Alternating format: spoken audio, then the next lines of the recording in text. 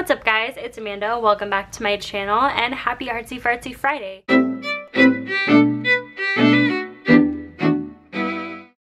This week we're going to be taking a look at Posca pens or Posca markers from the brand Uni. I feel like some people call them pens, some people call them markers. I've heard it both ways. I got this set for Christmas actually, so I'd been waiting to film this video for a few months. I mentioned that in last week's video, which if you haven't seen last week's video, I highly recommend you check it out. It basically explains why the Posca video didn't happen last week and is happening this week instead. And let me just say really quickly guys, thank you for your response on that video. You guys asked such thought-provoking questions and really just let me reflect on my thoughts regarding YouTube and content, and I really appreciate that. I feel like I needed that last week and you guys totally supported me in that. So now I feel like I have a little bit more of a clear head to take a look at Posca pens. And disclaimer, I have used them over the last few days and I feel like I'm getting more and more experienced with them, but coming from the world of Copic markers, these are very, very different, but they're also very, very cool. I feel like part of what drew me to Posca markers were the ability to do very limited color palettes. Because you have such a limited selection of colors, there isn't a whole lot that you can do right off the bat, so you have to be a little bit creative. I feel like these colors in particular really attracted me because they're very pastel, and I feel like they work really, really well together. To make this a little extra fun, I also dug out some of this old colored cardstock that comes in all of these really fun, bright colors, because with a limited color palette from the markers, I feel like I might be able to have some fun with the colored paper as well. I have experimented with these a little bit in my mixed media sketchbook, and I have to be honest, I don't like them as much on that paper. I feel like these pens really benefit from a thicker, sturdier paper that also won't break down very easily. So I'd be a little bit wary about using these with watercolor paper or something that's highly textured, because that texture might kind of fray the marker nibs, and the markers also might beat up the paper a little bit too much. So you want something that is thick and sturdy, but also kind of smooth and has a nice even finish on it. That is at least my experience thus far, but I am going to be walking you through a few illustrations with these markers, and we're going to be trying to tackle a few different styles as well. I feel like these markers, both in size and in color, lend themselves to something simple, something bold, and not too detailed, and that's mostly due to the size of the nib itself. This is, I believe, the 2.5 millimeter size pen. It says 1.8 to 2.5. So I know they come in smaller sizes than this. This is just the size that I happen to get, and it's a size that I enjoy because it does force me to go a little bit bigger than maybe I would otherwise. So without further ado, let's go ahead and break down some of the artwork that I'm going to be doing for this video, and at the end I'll give you my final thoughts on Posca markers and just tell you what my thoughts are. Do I recommend them? Do I like them? Will I use them again? Stay tuned to find out. What we have here is just a fun little doodle that I did the other day. This style is something I'm kind of experimenting with and was very much kind of inspired by the fact that I was going to be using a new art supply. This is also sort of a theme that I'm going for the month of March over on Patreon, which is a theme of bad luck. You're going to see an exclusive bad luck sticker sheet this month, and you're also going to get an exclusive bad luck print, which will be this drawing. So I hope I like how it turns out. Before we get started, I'm also going to put my little desk protector on, because I do find that the markers dry a little bit slower than I anticipated and they might be prone to some smudging, and I don't want to get my nice cool desk cover smudged with Posca pens. So when you get your Posca markers right out of the package, they're not going to be primed. So you're gonna have to do some shaking and then some pumping onto like a surface or a sheet of paper to get the marker primed. Probably took about 20 to 30 seconds for me to prime each of these markers, which isn't too bad. It might take more or less time depending on the size of marker that you have. When I swatched all of these markers out, I did notice that most of them were very opaque and that the ink flow was very nice, with the exception of this this pink. This pink marker isn't necessarily bad, I just feel like it's not quite up to par with the rest of the colors. I feel like it looks a little streakier and it's not quite as opaque, and I feel like the nib is just a little bit more frayed. I'm not really sure why that is, but that definitely seems to be the worst out of the bunch. Second would probably be this yellow, but because this is such a bright color, it kind of compensates for the fact that it can be a little streaky. So you'll kind of see that as we use this, because I want to use both the yellow and the pink in this illustration today. So the other thing that I did is that I swatched all of the colors out on the paper that I was going to be using. I did this with each of the papers that I was going to be experimenting with, because the colors might look different depending on the background. So I think this is important to do even if you're just using white paper, but especially if you're using colored paper. For this illustration, I want to start by just laying down some shadows, and I feel like this purple on purple combination is really going to be ideal. So I'm just gonna start by going in with this purple marker here. This isn't necessarily a shadow color, but I feel like in this style, it's going to look pretty much like a shadow. Keeping it pretty basic. I'm also going to be going in with black ink at the very end of the illustration just to finish everything off. So we have our shadows down.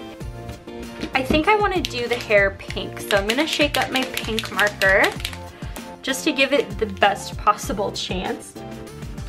I can also tell with this marker, I feel like the nib is just fraying a little bit easier. It's kind of balling up more, and I don't know if that's the material that the nib is made out of or if that's the paper being rubbed off. I'm not quite sure, but I just noticed it more with the pink marker than any others. So I might even go in with a second layer of pink to build this up and make sure it looks a little nicer than it does right now. I think I might want to do her nose this red color. This kind of nice corally red color. I think that'll look nice. And that will also kind of fit with the fact that she's standing in the rain. Probably a little cold. I'm gonna fill in the mouth as well, and then I'm gonna make sure that I black some of that out so that it just looks like her tongue.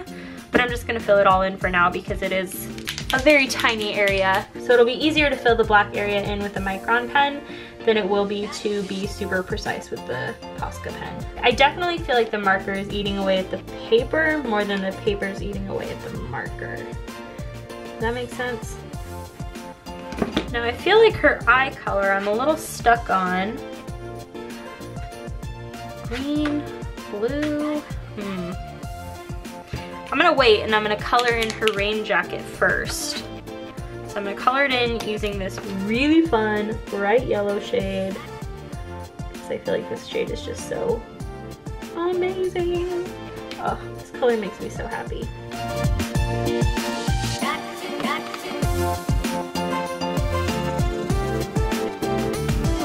I'm curious if any of you know what Posca markers actually are, if they're like acrylic based or oil based. They don't really have a scent at all. I don't know, I feel like they're very much still a mystery art supply to me. I'm gonna let her jacket dry for a little longer, and I'm gonna go up here to this lightning bolt, which you guessed it, is also yellow.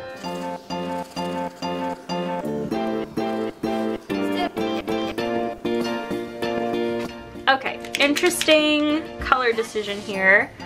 My gut said color the raindrops blue, but my heart is saying maybe color them green.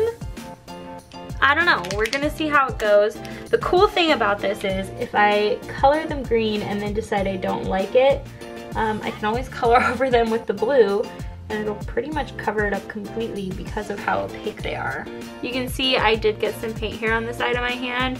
This paint does not dry super fast, so you do have to give it a few minutes, I would say, in between the layers, which for somebody who is as impatient as I am, that is a true test of willpower sometimes. So if you're impatient, just be mindful. This might test you a little bit. I'm gonna color her buttons blue. I just think that'll be kind of a cute contrast.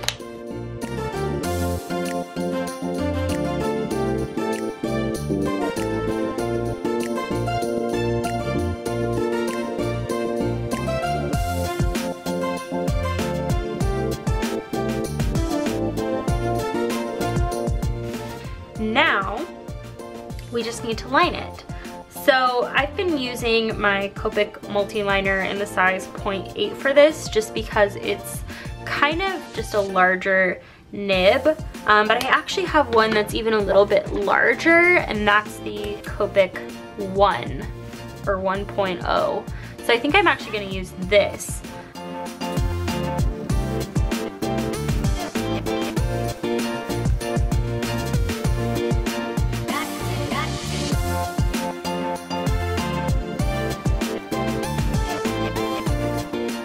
And that's this illustration. Super simple style. I feel like this style and this kind of color palette is really what Posca markers are made for. It's at least where I feel like they tend to thrive as a medium. I don't know if you're gonna be able to see it on camera, but if you look closely, there is just kind of some balling up of the paper. You can see it in the hair quite a bit and on the jacket quite a bit, so that's not super ideal for me. And because once the paint dries, those little kind of paper texture balls stay kind of trapped between the paper and the paint.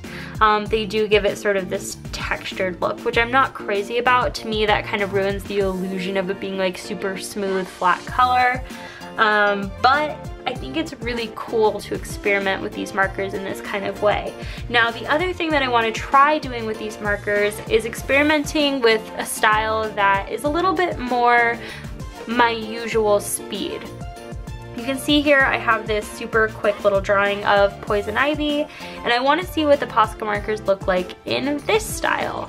Before I do that, one thing I did notice when coloring this piece is that the colored pencil underneath can kind of smudge and bleed. So I'm just gonna go in with my kneaded eraser and lightly pick up any excess graphite.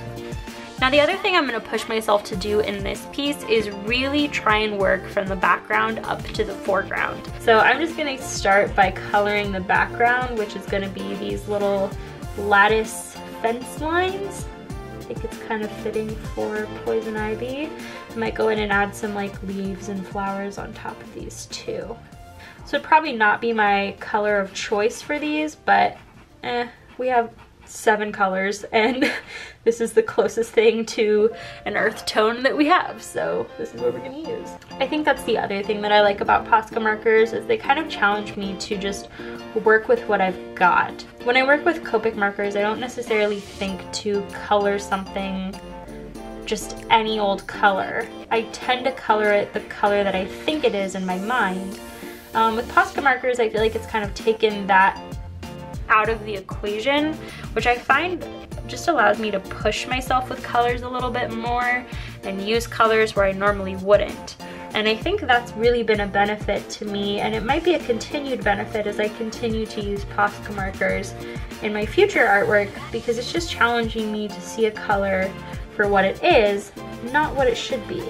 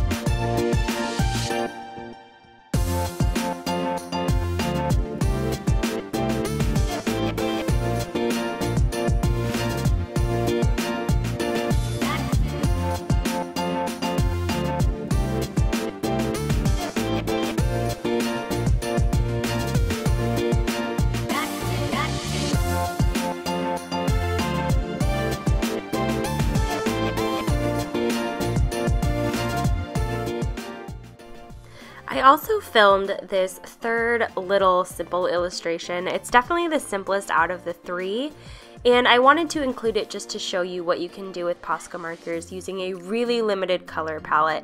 I think I only used 4 colors total for this illustration, and I thought it was really cute and I like how it turned out. So I wanted to show you just a third extra illustration in this video just to really show that you can achieve a very different look with the Posca markers no matter what you do.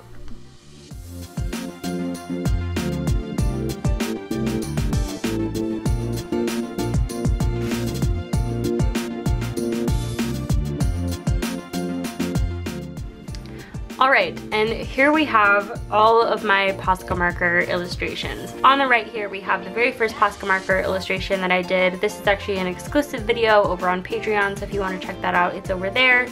And we have the 3 that I did in this video. So I think I've come a long way just as far as getting more comfortable with these markers, and I have to say they're really, really fun to work with. I think I like the simplicity. I think I like that it's kind of hard to go wrong with these markers. You just kind of have to let go of any expectations that you have of these markers being like any other medium. These are not like watercolors, these are not like Copics, they're not like colored pencils. They're very different. I'd imagine that maybe if you were used to working with gouache, these might be a little bit more similar. But even then, I feel like there's just a sense of rigidity with the Posca markers that you don't get with a lot of other mediums, which allows you to be creative and flexible in other ways. So I really liked brainstorming just some really cute, simple ideas to use with these markers, and that's kind of how I developed this new little goofy, funky style, similar to this one, but even this is kind of more detailed than these 2 are, and I really like these. I think these would be cute as cards or just prints or something, so I might upload these to like Redbubble and to my Store Envy shop just to see what I can make with these, but I think they're cute designs. And then we have the middle one here, which is probably the closest thing to a hybrid between my normal style and what I will call my Posca marker style. Still very graphic, still kind of utilizing that flat color, but a little bit more detail work here. And I will say, of the 3, this was by far the most challenging. Obviously there's the most detail. I had to worry about the similar colors interacting a little bit more in this one, but I still liked it, and it's still simple and it's still fun, which makes me think I would like exploring other Posca markers both in size and in color, and just kind of building a collection of these up. I don't necessarily know that I would consider these like a fine quality art supply. Like, I don't know if I would necessarily do Posca marker commissions and sell the original artworks of these or anything like that, just because I can't really speak to how well these would hold up. And any information that I could gather from the packaging is in another language, so I don't really know what like the archival quality of these art supplies are. I'm sure they're fine, I'm sure they're great. Uni is a pretty reputable brand, but I don't know, to me they just feel kind of like a fun, goofy, let loose and have fun art supply, and that's what I'm going to use them as. I definitely want to use them more in the future. Like I said, I wasn't a big fan of these in my sketchbook, so I think I will just kind of reserve these for fun little goofy doodles like you see here. So yeah, hopefully you enjoyed watching me experiment with Posca markers. I definitely enjoyed experimenting with them for you all. And if you like this video, give it a thumbs up. Let me know if you want me to do more videos with Posca markers, if you want me to do some sort of challenge in particular with these markers. That would be kind of fun. I'd love to revisit this art supply in a new way and try and challenge myself a little bit more. But that is it for today's video, guys. Thank you so much for watching. I appreciate every single one of you. Thank you again for the wonderful and kind and warm-hearted response to last week's video. It really means a lot, and the comments on there were just really amazing. So thank you. And I will see you guys on the internet. Bye.